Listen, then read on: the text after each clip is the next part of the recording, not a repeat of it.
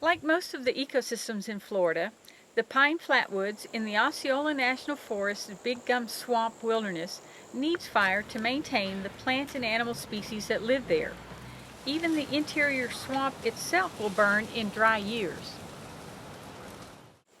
As stewards of the land, we conduct prescribed burns to mimic the natural role that fire plays in maintaining these ecosystems.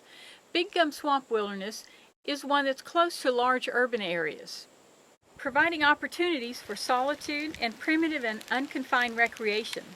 This massive swamp embodies one of the deeper values of wilderness, its inherent right to exist, to have value in and of itself instead of some value defined by humans. As Wallace Stegner wrote, we simply need that wild country available to us, even if we never do more than drive to its edge and look in.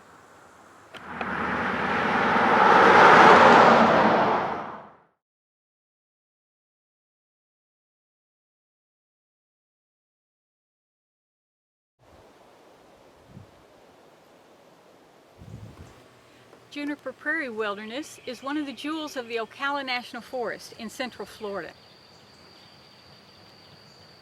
Its history is the history of America's settling of this country, captured so well in Marjorie Keenan Rollins' book, The Yearling, and the 1946 film based on the book, starring Gregory Peck and Jane Wyman. The Florida National Scenic Trail traverses the wilderness from north to south, so you can experience the land as the first settlers did, with its areas of dry prairies and wet prairies. Or you can choose to paddle Juniper Creek 7 miles through the wilderness. There are no facilities or designated campsites in the wilderness, of course, but there are lots of good sites, especially on the prairies, and we encourage you to use them instead of creating a new campsite.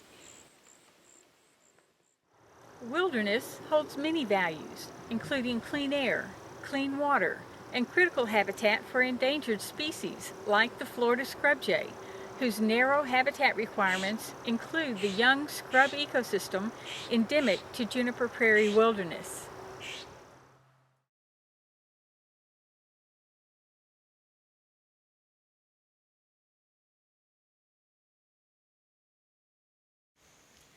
Clear Lake is one of 2 wilderness study areas on the National Forest in Florida.